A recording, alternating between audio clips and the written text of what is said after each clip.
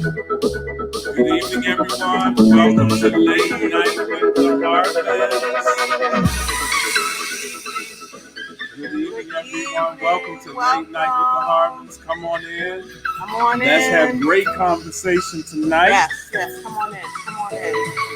Come on in the room. We are Good evening, here. everybody. We are the Harvins. We are happy to have you with us. And I hope we're trying something new tonight. We're on Instagram. And I don't know if we're upside down or sideways. Somebody tell us. Somebody tell us. Share. Somebody tell us. Okay, so somebody tell us. Hey, Auntie Cassie joining us on Instagram. All right. Hey, Auntie Cassie joining us on Instagram. So I don't know. All right. Let them know this is all please. We're in. Oh, we're not. Okay. Well, we're here. We are Sarah and Lisa Harvin, and we're trying something new. It's hilarious. Well, yeah. I don't know what to say. I'm going to invite all of you to go on.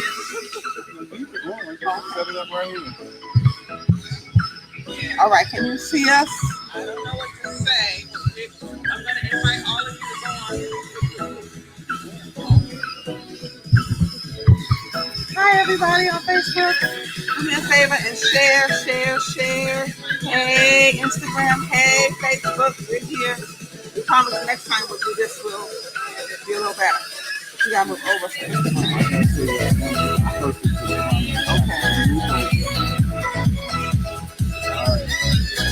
See how he does? He's perfect for the primary size. He's perfect for the primary size.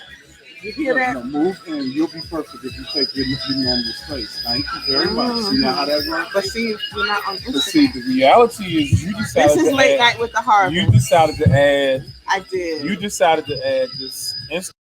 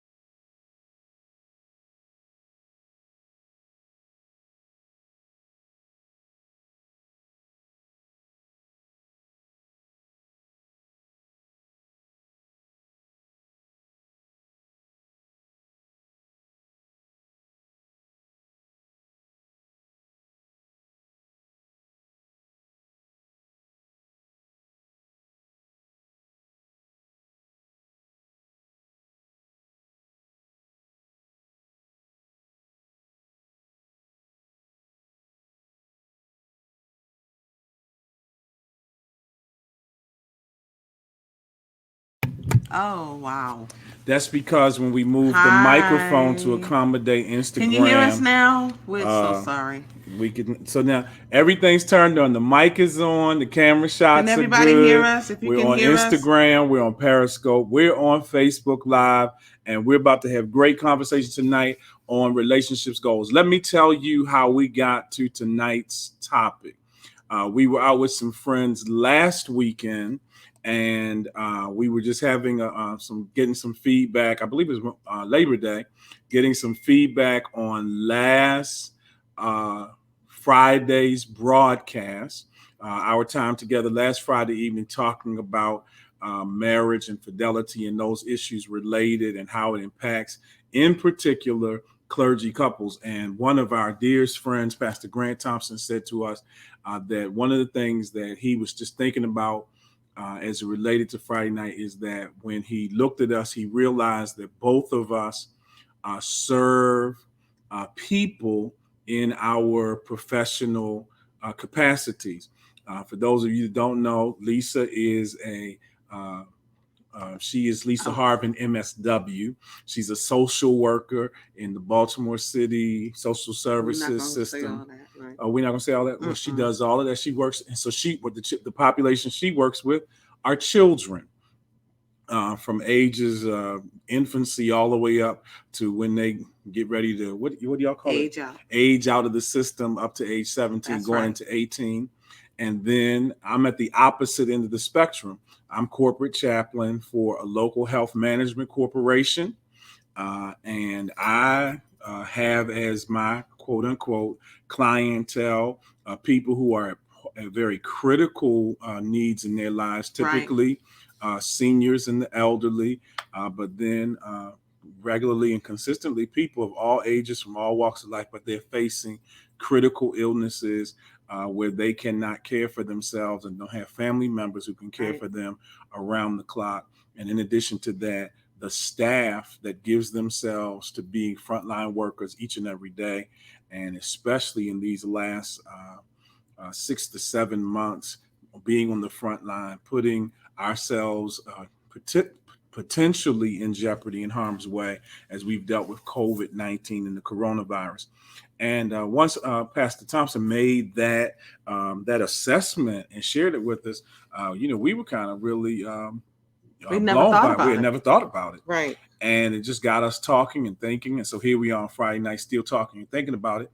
And one of the things that we kind of nailed down the importance of in a relationship. If you're going to be in a long-term relationship, if you're going to enter into marriage, into a covenant relationship, there has to be some synergy that the two of you feed off of because you have a similar passion, a like passion. And I know that sometimes that word passion being used as it relates to relationship always tilts people's mind to physical activity and the like. But I want to suggest to you that passion, more often than not, is most powerful when it drives you to do something that you're committed to, and regardless of whether it's rain, sleet, sun, or snow, you're gonna press through because you're committed to and called to that. And I'm gonna say this, and then I'll not be a mic hog, because I find that when your partner has a similar passion and understands the passion, it's easier to navigate, especially in those times when sacrifice and unexpected demands are made because of the commitment that you've made, albeit professionally, make on you and subsequently make on your relationship. So that's the opening statement. That's what we're going to talk about tonight. And the relationship goal is that you be with somebody who completes and complements you and does not compete with you or criticize and condemn you for your passion for that which you have an affinity toward. Okay. Yeah. Your really hair good. is beautiful, Lady Lisa, isn't it? Oh, who said that? Pam Zimmerman. Thank you, Pamela. I actually plug for Kimberly Underdew, Minister Kimberly Underdew. She has anointed hands. She does. And she hooked me up. So thank you so much. But thank you, Pamela. I appreciate it. What Bishop said is so true. What Devon said is so true. Our friend we really never thought about the fact that he's dealing with senior citizens and I deal with children. And so we cover the full spectrum. And it's interesting because every day when we come home, or when he comes home, because generally I'm working from home. I do go out in the field occasionally, but for 80% I'm at home. And we always end the day with, how was your day? What challenges did you have today? And it's really interesting to hear his challenges with, someone being sick or someone, being on their deathbed, or a coworker, having a crisis or something like that. And I'm dealing with just the opposite. I'm dealing with young kids, and the crises that they are confronted with each and every day. And then, my colleagues who, we all get stressed out because social work is very stressful. And then he talks about the stress at his job. So it's interesting that we always, and I call it a debriefing every day. We have a debriefing about the day's challenges and what's next, what's on the agenda for tomorrow. So, I appreciate that. I love the fact that we can do that. I love the fact that we don't have that mine is better than yours, or mine is more challenging than yours, or mine is more complex than yours. We never have that issue. As a matter of fact, I get lots of great perspective from him when I'm confronted with a challenge, and I like to think that I offer some to him as well. I used to work with that population, and so I'm familiar with it. And so just having another perspective and another ear can be very helpful. And so I think it's important as a couple that you can talk about these things and not feel embarrassed, not feel like you're going to be put down, not feel like you're going to be ridiculed, and definitely that you're not going to, be one upped, or made to feel less than. So I think it's important. I think it's important that that person that you share your life with just as excited about your job as you are, and shares that passion. And we absolutely do. He loves kids. I love old people. So it's just a win-win for us, you know? It's a win-win. Yeah, I agree. And I think that as it relates to when we talking about relationships, one of the things that for me has kind of been interfacing with this whole notion of what we would talk about tonight. Let me just tell you what has gone on the sidelines. So Minister Kim Underdew, who Lisa just referred to, who did this beautiful hair job here. She, while they were doing this braid thing, because it takes like 28 hours to do this, Stop. It and was five, so while she not was even five. so Go while they was ahead. doing this braid thing, Kim said, have you and Bishop been exposed to Oh, child. this WAP thing? And Child. so WAP. I've been WAP. WAP. So Mm-mm. I said to her this morning when she asked me, so because when she got in last night, it was wee hours of the morning. Anyway, he's So so I'm exaggerating. so exaggerating. So anyway, when she got in, we didn't talk Hi, about it Aunt last. Flo. That's my We auntie from South Hey, Aunt Carolina. Flo. So we didn't talk about it last night. We talked about it this morning, and when we talked about it, she said, "Have you heard of this WAP thing?" And I was like, "Yeah, I've been seeing it on different clips." WAP means worship and praise, and I've seen it, different gospel Child. artists. And she was like, "No, no, no, that's somebody trying to clean it up. That's somebody trying to sanctify it for the kingdom." And I was like, "What?" And so she said, "Yeah." Kim asked me, "Did we really know about it?" And I wanted Our to. children are like tripping right now because I wanted to make sure that y'all were down with what was going on. So she showed it to Lisa last I night, had the and bishop watch Lisa it this showed it to morning, me y'all. this morning. This is Child. what's going on in my house at 7:25 Child. when I'm trying to get out to go deal with my seniors, who I hope never ever find out what WAP is. Hey, But Gloria. the fact of the matter is, to my point, I watched it and listening to the lyrics. I'm kind of interfacing with that experience this morning and what I knew was our subject matter for tonight. I'm wondering if some of what we're seeing is relationship dysfunction in this country right now, with Hmm. just divorce levels continuing to rise, and then a whole generation who sits down and makes declarations like they have no aspiration or interest in marriage, and the model of family has changed, and we're approaching children from like we're approaching a business decision. That some of that feeds into the fact that those are fleshly passions that WAP exposes us to, and the reality is that those desires and passions and attractions are, and hear me clearly, they are God designed, but they are not designed to be the totality of an individual and a person. And you can't spend we don't spend our whole lives in one odd infinitum orgasm. There has to be some balance and some There must well-rounded be. nature. And so the thing that I'm believing is that people, they may be compatible physically, but then they don't share anything in any other level, in any other aspect of the journey of life.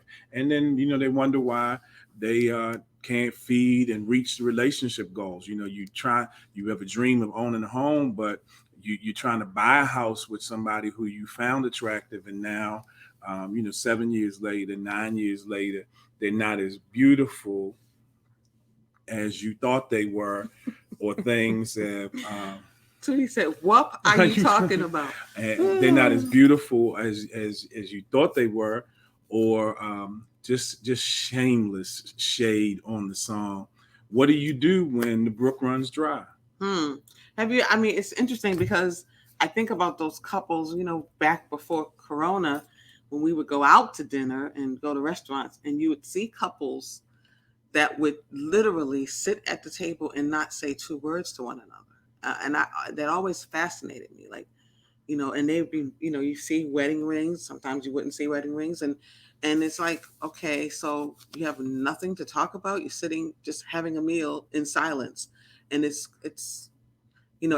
think it speaks to that. You have to be able to share more than just the physicality of the relationship. I mean, or I just don't see it going well. I don't see it going well. I don't see it going well. Okay. Yeah.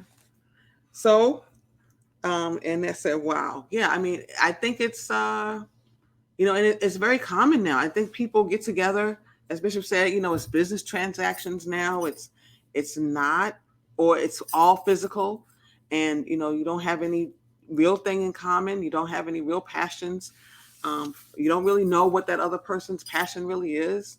What their goals are, what their drives are, what makes them, what makes them, what makes the hair in the back of their head go up, back of their neck go, pop up.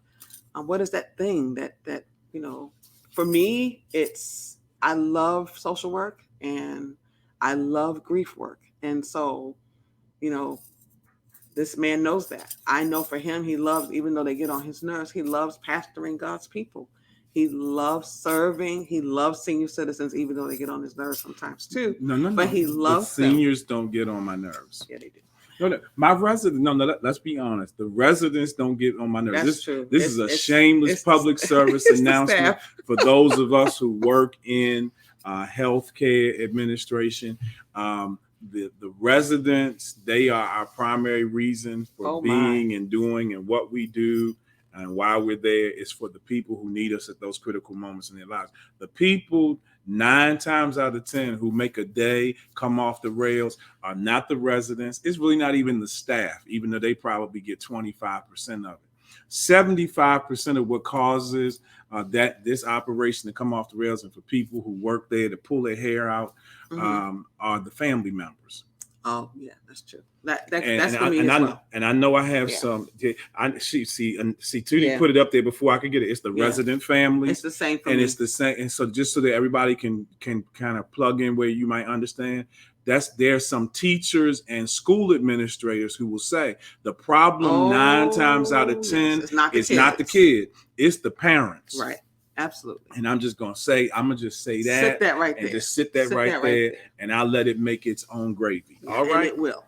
Real good gravy. Because you just think real. about it. And I'm putting it out there because I really wanted to make its own gravy, so that if you ever find yourself on the other side of that table, either as the loved one of a resident family, you got a family member that you have to put in rehabilitation or in a nursing or long-term extended care facility, or you are a parent going to deal with an issue with your child at the school, I want you to always remember that the person on the other side of the table, more often than not, is interested in the most positive outcome and the well-being of that child, that parent, that sick person, that adolescent.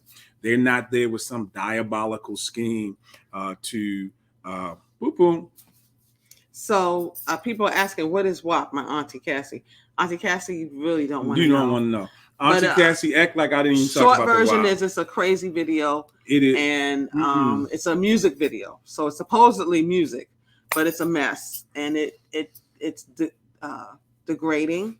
Let's not say that it is a It's mess. degrading. The music itself is very engaging The beat and the almost hypnotic. When you hear the beat, the rhythm, the melodiousness of it, you're like, oh yeah, I could do this, work out, whatever. But when you put the lyrics with it, it goes straight from having potential to just being absolutely immoral, just reprehensible. I'm just trying to tell you, it's pretty bad.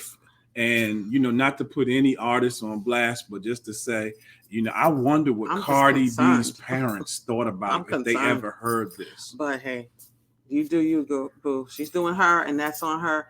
But I just wonder what would make her want to do that. But again, that's on her. I guess it's all about the dollars, and let's be real, she's going to make some money. If she probably already has made. But the reality is, this is one of those examples that sometimes when art and culture meet, it goes too far. This has gone too far. Personally, I think that it is misogyny at a whole nother level. And the reason why I say it's a whole nother level, it cannot be blamed on male chauvinists or male perversion. Black women. And I think that when you devalue yourself in that way, it's time for a conversation, especially that this particular song with this kind of lyric would come out on the heels of the Me Too experience in this country.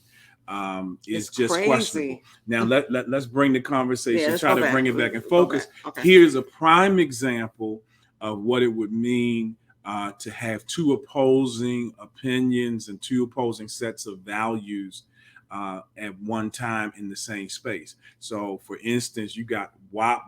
People who think WAP is all right over here, and in the same room, you have people who are saying, let's respect and value and not degrade women. Those two. Though if those two polarities were two people, it would be difficult for them to occupy successfully in a relationship. Right. It would be very difficult because at that point they are two opposing forces. I believe that in a relationship, and I'm going to sound redundant, when relationships are successful, it's because the components in them complete each other. They complement each other. They don't compete with each other. Yeah, that's real. That's real. Anybody have anything they want to add to that? Let's see. Well, I'm appreciating. Darius says, I'm concerned. Oh, she's laughing at me because I said I'm concerned. And I am. I'm very concerned and prayerful for that young lady. And I don't know. I'm still mortified by it, to be quite honest with you. But to me, it's no different than Mr. Trump, what he said about the female part. And what's the difference? What's the difference? But anyway, that's not what we came to talk about tonight. We want to talk about couples and, your careers and sharing those careers. And I need that minister's son. What's the say? Younger than having respect for themselves. Mother Henson says she read that a minister's son told him it meant worship and praise, so he used it in a sermon. Well, wow. Yeah. Can I tell you? I saw the same thing last week on a video on YouTube, and the gospel artist will remain nameless, but she was putting her thing out there, and she put it up as worship and praise. And as I thought about it today, in hindsight, I see that she was just trying to do a redirect of what I'm sure is impacting people who are not a part of conversations like this, potentially in a very negative way. I think that maybe preacher, pastor using it in a message is really not off limits, because maybe then we could redirect and reclaim it, so that we could, to some degree, sanctify it. And we definitely, I mean, I think it's conversations that must be had, because young people, we don't know, our kids are exposed to this. And so it is important, I can't say my kids, because my kids are not kids anymore. But, for those of you who have young kids, they're exposed to it. And it's important that you view it, if for no other reason, because you want to be able to talk about it with your kids, process it with your kids. Because trust me, it's something that needs to be processed. It's something that needs to be processed. And and I think as a couple, as a family, I think it's a good thing to do, because this artist is very popular. I mean, what's her name? Cardi B. She's very popular. And the other one, the rapper girl, whatever. I don't remember the second name. Now, I agree with Gloria Sebastian post on Facebook as a comment that this is why many young people don't have respect for themselves. The song is very degrading. And to Gloria's point, that's my sister Soror, living in Atlanta now. Good to see you. Thanks for being on with us tonight. But I agree with you. When you hear the lyrics, for me, the thing that is troubling, the thought of little Hershey Kisses, little girls walking around with that beat in their ear. You are 6 years old, 10 years old, and 15 don't even know years what it old, means, but you're going to say you're 18 years old, you're 25 years old, and those are the lyrics that are being fed through your ear gates. Right. You can't help but at some point to internalize some aspect or some degree of that lyric. And then when we talk about the lifestyles that are presented on social media by the people who present these kind of lyrics, then there becomes a connection there between who I really am and what it is I aspire to be. And so I agree with you, Gloria. That's problematic, because these kinds of, I don't want to blame it on the songs exclusively, because the fact of the matter is, it is moments like these conversations as family conversations within the context of the village to counter the things. There are always going to be negative messages. Absolutely. The enemy is never going to stop introducing negative messages. It's the same old garbage from before. It's just dressed in a new outfit. So that's never going to stop. But by the same token, we can't ever stop speaking truth to wickedness, speaking truth to immorality, speaking truth to inappropriateness. The fact of the matter is, the measure of a man, basing it on the lyrics of the song. The measure of manhood is not by whether or not you are a Mack truck. The measure of the manhood is based on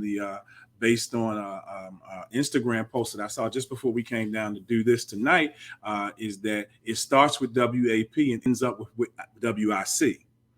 And so it has a picture at the top of the two girls dancing in the video. And then at the end shows her by herself pregnant on her way into the WIC office. And these are the disconnects that exist when we don't have the hardcore conversations with our young people and our young adults about what is valuable, what is really attractive. And the fact of the matter is, so that nobody says, oh, here they go being prudes, let me sign off from the conversation. I want to just, because this is my final thought on this, and that is, I don't really have problems content wise with the lyrics. All that we're grown here, so all that is said in the lyrics are all things that naturally occur. That's the way our bodies are designed. But what I do have problems with is what is supposed to be private experience within the confines of covenant being put on public display for public consumption. That's where the violation occurs. And so I don't want us to allow conversations like this to make ugly what God created. Because what God created with who we are as sexual beings is a very beautiful thing, but it is beautiful in its context appropriately. Right. And so when we allow it to be exploited, boom. And that's what it was, exploitation. That's what it was. That was all that's a right. good Thank word. you, Pam. I appreciate that. Demons in disguise. Hello. And because see, they make it, they dress it up as it is, as if it's about pleasure, and don't even leave you at the end with the tagline about this is about bondage that can potentially go on for 10, 15, 20 years, if not a lifetime, and multiple generations. Yeah, I think that you said something about ear gates. I think it's really important that we, as parents, as couples, when you're raising kids, that ear gates. Speak on that, Bishop. I mean, I think it's powerful. That one video could do so. I feel like could do so much damage to a kid who has low self esteem, a girl who's struggling with her own identity, a young man who's struggling with his identity, or trying to be something that he's not, or I just feel like it's so much that can come from that. And I think as couples raising kids in this 21st century, it is important that we have these conversations, because you don't want their first taste of sexuality to be WAP or anything like it.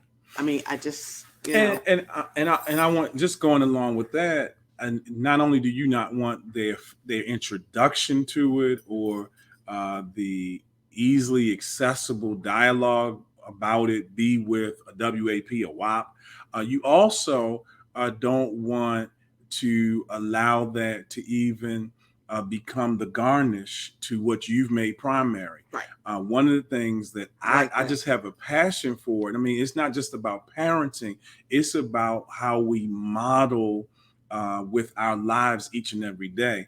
And because, and pardon me, I don't want anybody to be offended, but this is just how I contextualize it in my thinking.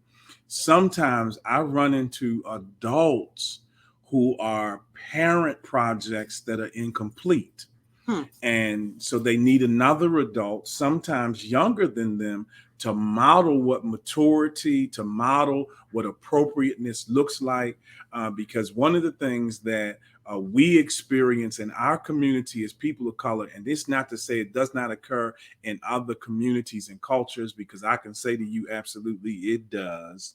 But because I'm Black, I talk about our people. I'm concerned about our future. Some of the values that we have discarded are things that we really need to get a firm hold on once again, so that we can curtail some of this what I call foolishness. Because now I'm not saying you got to walk around with collars way up here to your neck, and ladies got to walk around with skirts and dresses down to And their what do you call ankles, them things? and Doilies, doilies on your doilies. Yeah. head, and take all the makeup off your face. Because I Oh remember no. I remember a time, because I'm not that old, but I remember a time when holiness could not be dressed with chandelier earrings like what's sitting next to me now. She'd be straight on her way I'd be on the to a way to burning hell. now. But so I'm not even suggesting that. What I am suggesting is that we really have to balance the contributions of what because see, the enemy's making deposits or releasing freebies all the time, Hmm. all the Freebies. My time. my. And we have to begin to do the same thing, and be able to model that which is wholesome. I'm not talking about, I'm not, please don't misunderstand to say, oh, here he go, he preaching a little mini revival on the fly. No, I'm just talking about living a wholesome life, where if a woman is good enough for you to share your seed with and make a baby with, she is worthy of covenant with. Talk to me. I Hello. saw a Put a comment ring here. on it. Come I on. saw a comment here from Keisha Joyce, and I consider her daughter one of Bishop's girls, so she's in my village, and I'm very appreciative of her comment that you have to maintain dialogue with your children Must. about appropriateness and accuracy of what's going on in the world. My children will tell Oh, you, uh-oh. my children will tell you that I believe in teaching in the moment. And I would stop in stores, stop in the market, stop at the restaurant, and say, let this be a teaching moment for us right Oh, now. Let this be a yes. teaching moment for us. There was Because nothing that was off limits for us. because We at would the talk about whatever with because our at the end of kids. the day, sometimes you don't get a second You don't. opportunity You to don't. drive the point home Absolutely. firmly. And so, what better time than now? What Right. better time Right. than the present? And if it's awkward, if it's inappropriate, come on, let's just make it more weird. And at least out of the weirdness Let's of the address the moment, elephant in the room. we can get to some wisdom. Absolutely. And you won't be caught off guard with trying to make a transaction with something that has no value. That was good. I didn't. That was good. All right, but now, not happening, sir. Now, what you talking about? Not I happening? think she's talking about makeup, right? No makeup, no earrings. Yeah, that's no. not happening. No. Some people, the Lord has anointed people to create some things so that we could behold the beauty of the Lord. So I guess the question would be, and again, we're not trying to. I don't want to demonize Cardi B or whatever the girl's name is. I can't think of it as a Stallion girl. I'm not trying to demonize any of them. That's her name. Oh, okay. I was like, okay, well, she's a grown woman. Why but I a girl? Oh, young lady. She didn't act like no grown woman to me. But All anyway, right, okay. I'm not trying to demonize them, but I think it is important that it's addressed. I think it's something that needs to be talked about and not hidden, because kids are seeing it. Kids are seeing it. They're watching it on their devices. So parents out there, check your kid's device and see what they're watching. I think it's important that you know what's going on in your home, what's going on in your kid's room, especially now that we're all remote. They're doing everything remotely. There's so much. They have access to so much in those rooms. So it's really important that you are involved and active, as Keisha Joy said, engage in dialogue with them. Talk to them, and don't be so holy that you don't remember that one time you were young too. We were young and we didn't have Cardi B. We had, I don't know who we had, Janet Jackson. Janet Jackson was Janet Jackson. So let's bring it to our generation. I remember when Janet Jackson dropped the project where the line and the lyrics were "Miss Jackson, if you're nasty." That's right. And my mother heard that 2 rooms over. Dolores had a fit, and she went. she went straight ballistic. And I grew up in a house where Lisa laughs at me all the time. Prince wasn't allowed to be played at 6608 Laurel Drive. It just wasn't. My mother wasn't having it. Wait a minute. What about Mother knowing Megan Thee Stallion? Come on, Mother Henson. She said what? Megan Thee Stallion. That's her name. All right, Mother Henson. Right. So that's Cardi B's theirs. And right. Mother, come on, Mother. Come through. Come on, that's Mother. A mother of our church right there. I didn't even know. I knew it was Stallion. That's all I knew. But yeah, so Janet Jackson, some of her lyrics were risque back then. No, Prince wasn't allowed. Prince wasn't allowed in our house. Janet was allowed because she was a little Hershey's Kiss brown girl, and my mama didn't mind that. But when she didn't mind it either. Go ahead. And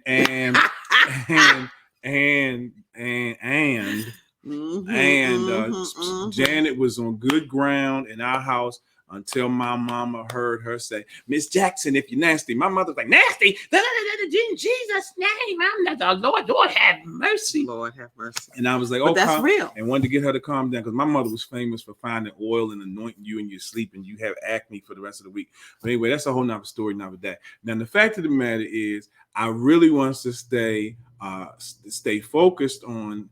This really talks about what you just saw lived out and exposed is that we have a passion for people, and that's part of the raison d'etre of love according to Harvin. We have a compassion, a commitment for people.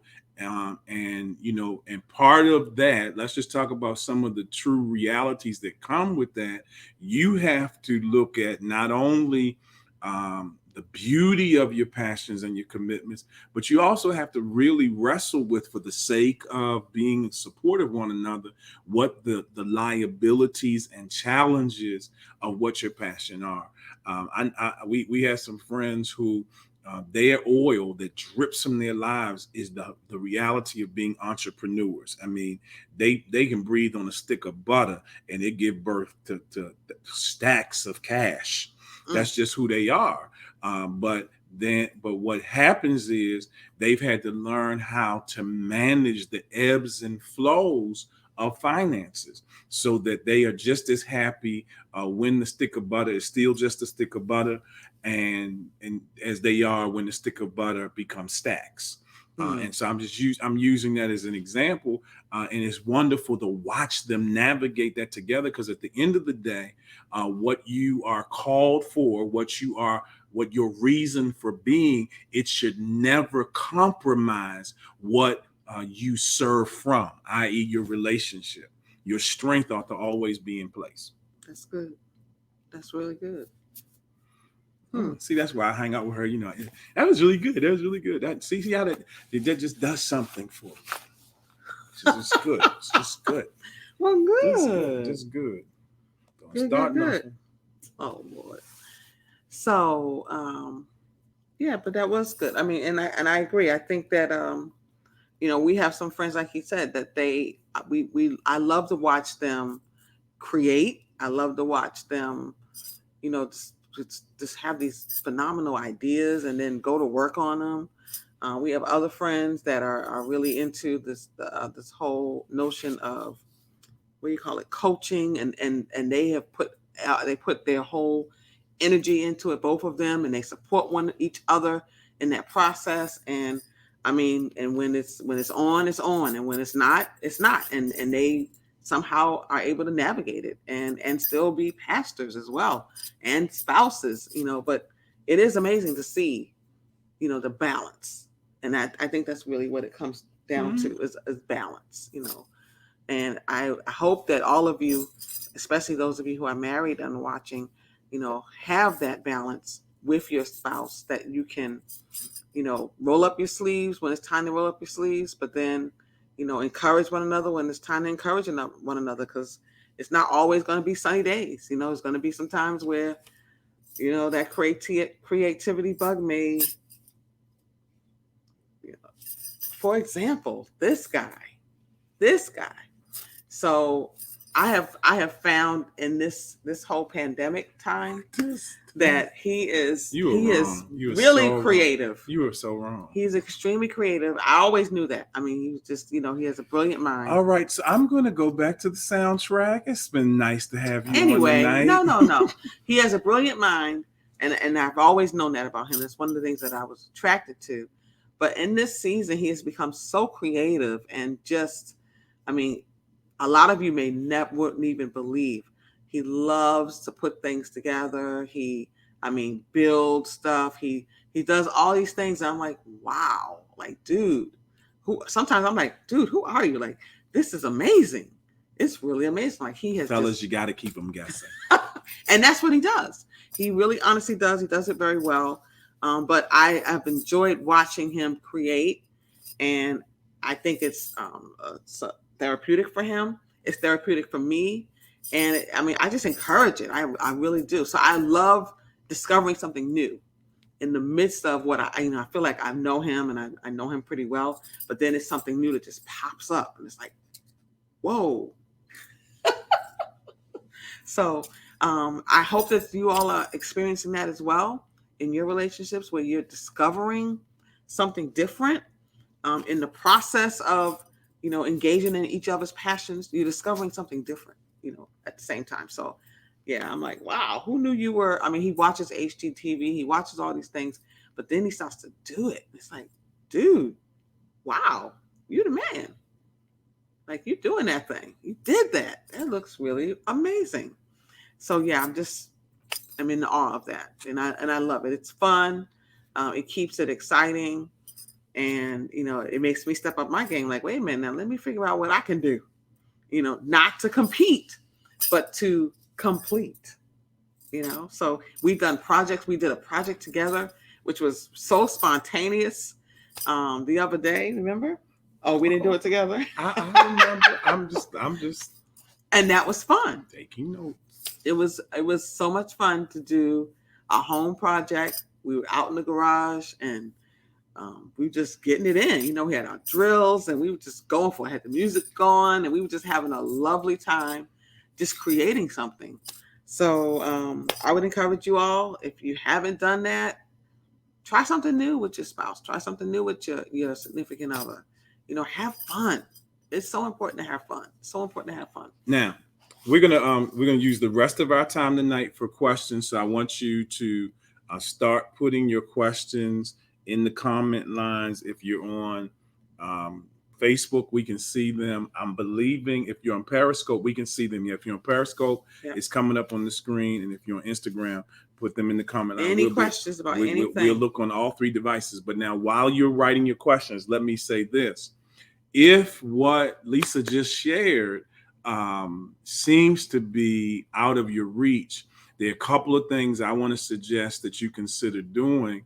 And the first one is to, just ask the hard question like these. This is an example of the question. When did competition enter into your space?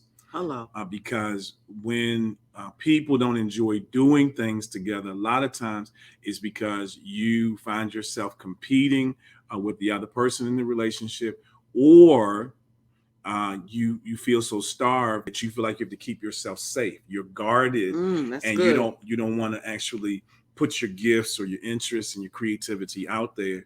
And I want you to understand, you have to be in a secure space to be able to be creative, because creativity comes with it a level of vulnerability. It absolutely does. Because one of the things about creating something that doesn't exist, or having an idea, having a vision, and trying to bring it to pass, gives birth to it.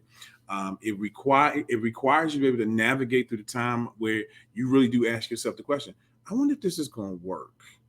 I wonder if this is really going to look as good as I thought it would. I wonder if, in fact, I really have a grip on where it is that I'm trying to go.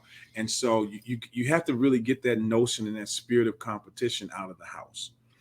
You got to get that out the bedroom. Please. Get that. The only thing you have to prove is to prove to the yesterday version of yourself that you can be better. And it's interesting because Bishop Harvin is Bishop Harvin.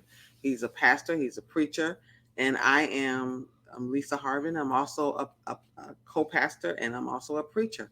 And there have been people ask me, questions like, how do you live with someone who preaches the way he preaches? Don't you feel intimidated? Don't you feel, that he preaches better than, he preaches better than you? And so how do you feel? And all those things. And I'm like,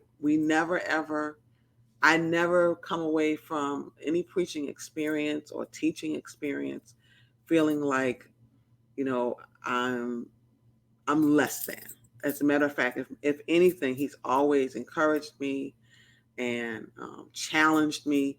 I mean, what I love more than anything is, after I've preached or after I've taught something, to sit down with him. I'm waiting. I'm waiting for him to give me some dialogue and some critique, some good information, just to have a discussion about, okay, what did you see? Where did I miss something? What area? Whatever. I love to find out those little pieces from him. I like to hear how his brain is thinking while I'm preaching. So I never feel like I'm competing. I never feel like, I got to outdo him, or he feels like he has to outdo me. I never get that feeling. And I think, as Bishop said, he's my safe place. And your spouse, your significant other, you should never get that feeling. If you have that feeling where you feel like I can't be myself, I can't share, I can't express myself, or he's gonna, or she's going to make me feel less than, that's a problem. I'm laughing because of Tootie's comment. Now I saw that I appreciate that those remarks, but I want to go to Sean on Instagram post, but I think is a very valuable question. How have you both adjusted in seasons when the other person is going through, especially when it's something the other person has never experienced? That's interesting. So the way that I believe that we've navigated through it. I'm just going to say my part, and then you jump in. Is that I try to live by principle, and one of the principles I live by is it's not Bible. It's actually from the writer Khalil Gibran that says, "Let your best be for your friend." And so when I come in, I mean, I read that as a teenager. My godmother, Pat, gave me that. She gifted that book to me, I think, for my 16th birthday. And it was something about it that just touched and captured my heart. And I try to live in my relationships with my friends with that in mind. Let your best be for your friend. And so part of that for me, as I've grown and went into adulthood, was understanding the reality that you and I have a responsibility in relationships to practice empathy. And so even if it's something that I've not experienced, I've learned that sometimes you have to only listen so that you can then, in listening to the other, imagine what it's like to slide your foot in that sandal. And what comes to my mind immediately when I think about that, um, early in our relationship, this goes back years and years and years and years ago. There's a traumatic experience. I never had that kind of experience in my life. But when then my, I don't want to say girlfriend, because I don't think we ever really officially had those titles. But when she shared with me that traumatic experience, even though I had never had anything close to it, I sat down and in the quietness of listening to her share, imagine what would be the layers of emotion and feeling that would come flooding in just based on what she was saying. Mm-hmm. And at that point, I resolved that the best thing that I could give to my friend was support, a listening ear, and an absolute assassination of anything that would resemble judgment. Right. That's good. And so what you may have heard is that for me, part of what just comes to the surface when I read that question is many relationships go into difficulty seasonally and cyclically. They keep going into it is because y'all are bed partners. Y'all got a wonderful sex life, but you're not friends. Yeah, that's good. I can answer that question as well. With Bishop, with Durant's relationship with his dad, it was totally opposite of my relationship with my father, and so there were many times when he was having those going through moments because of disappointments with his father and just the history with his dad. And my father and I had a wonderful relationship. And so what I did was exactly what he said. I would try my best to empathize and put myself where he is. And sometimes just give someone space. Just be present. But you don't have to say anything. Just be there and just listen. Active listening is real. And it's so important, so vital. Just for that person to know, your spouse to know that I'm here with you. I'm here with you, and I'm gonna sit in this with you. I may not, be able to relate because my experience is totally opposite, but nonetheless, because you're my spouse, the chandelier fell out the wall. It fell out, but nonetheless, fell out. Put your chandelier back in. Oh, thank you. This live TV. This live, but because she putting the chandelier whatever. back in. Yeah. So I think that that's the main thing is just to be present. Be present. Be present. You don't have to speak. Just be there. The ministry of presence in marriage. The ministry of presence is real. It's important. It's significant, and it can really save your relationship. Just to be present with someone. You don't have to fix them. You just need to be there and just listen and empathize, as you said. She is cute, Margaret. That's true. Now, to the other thing, the other comment that came up is that Annette says, we now have a project. His whole closet system just collapsed. Thanks. Why are you thanking us? We had nothing to do with that. With the inability of that closet system to maintain the weight of the wardrobe. Stuff in there, that doesn't mean that anchor it. It just meant that it wasn't installed properly. And but now it's a great opportunity for it's you a and great Andy. opportunity for you to work on a project together and to be able to assess some things.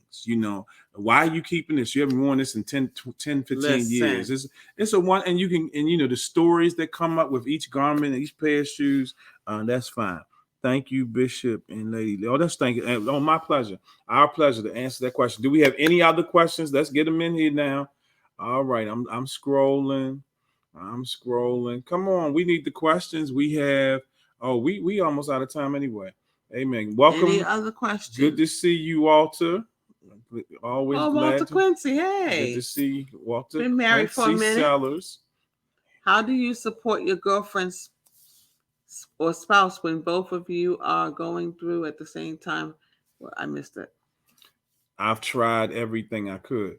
Well, I appreciate one thing. Who asked that question? Joshua. All right. The one thing I do appreciate that Lisa just said is sometimes when people are going through, you have to respect what are their coping mechanisms. Absolutely. See, Lisa's very. You all I'm may very expressive. You may all find this so hard to believe, but I'm not a very talkative person. He's really not. And it's almost like in the pulpit. Yes, it's almost like a macro in our house.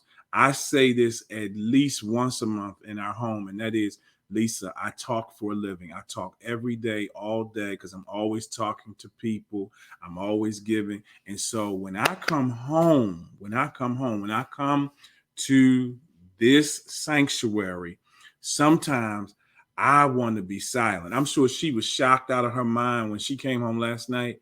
The house was quiet. No TV, no radio, no music. I wasn't shocked. Because solitude is it's a ministering angel in my life. It is. So I say that to say, Joshua, the tendency is to expect that the person you're in relationship with copes the same way that you do. Right. And the way I turn that around to answer your question is, recognize what her coping mechanisms, what her wheelhouse is as it relates to how she copes, and then try to model your responses to that. Then to that end, I just illustrated for you, I like solitude. My wife, on the other hand, this is talking Tina here. I'm sure that on every progress report that she ever brought home from kindergarten to the day she got her master's degree, every teacher, every professor wrote very talkative. They didn't. Very talkative. I don't think they did. I have to ask my mother that. This woman talks in her sleep. I do. This one right here. That's the social worker in me. In her. We talk and we talk and we talk in and we her. talk and we process and we process and we assess and we assess. So yes, that's what I do. I'm talking about full-blown conversations some nights. I have moved to the guest room on occasion because she and whoever she talked to are in full-blown conversation. No, we're not doing it. We're not going that way. No, sit down. Who are you talking to? I'm laying down. I don't need to sit down. And okay, Auntie Cassie said you have to listen as well to hear. Absolutely. So listening, yes, I do talk a lot, but to answer Joshua's question, you have to listen to hear. You can't. I believe sometimes it's not even you have to listen. Sometimes you have to be silent and give space. And I think that what is the real answer for me is recognize what her coping mechanisms are. And to the other part of your question, if you're both going through at the same time, make sure that you both are checking in with each other. Check in within the context with the information of how it is that you cope. So if you're both going through, and I really, I'm kind of avoiding talk about going through because sometimes what we consider ourselves going through, it's just really a nuisance fly in the room, and just with some real courageous action, we can eliminate it. But I mean, yeah, that check-in part is really is spot on. You definitely want to check in and make sure, how you doing while you're going through whatever you're going through. How are you, how you managing, how you feeling, what's your your number today, one through five, what's your number, what's your temperature today, whatever your check-in looks like. But definitely check in, but respect where each other's boundaries, each other's space. Let that person process it their way, and then come back together and say, okay, I gave you some time, you give me some time. Let's talk a little bit more. Oh, Instagram just We ended. lost Instagram. My phone died. So yeah, No, check in is really you over. good. We got to our hour. That's the Oh, timer. that's cool. You can restart if you want to, but No. now we're gonna take this final question. Then we're gonna wrap up for the night.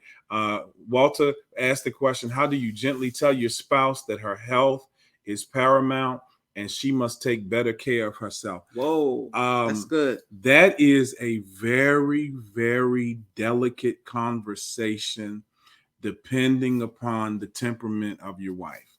And what I would highly suggest, Walter, is number one, strengthen your nonverbal communication skills. And what I mean by that is you can show her better than you can tell her, and you can coach her without commanding it for her. And one of the things, not saying too much, but one of the things that I think is also important is when you see what are the positive, the helpful things, make a big deal about those things. Um, I can't take credit for this. Joe Samuel Ratcliffe, one of my mentors earlier in my pastoral journey, he taught me this on one of my visits to Houston with him, and that was this: the thing that the pastor applauds from the pulpit is the thing that will be duplicated on the pew over and over again. And I realized probably a couple years after him driving home that principle was the thing that the husband celebrates in the home is the thing that will be duplicated in the hallways of the home over and over and over again.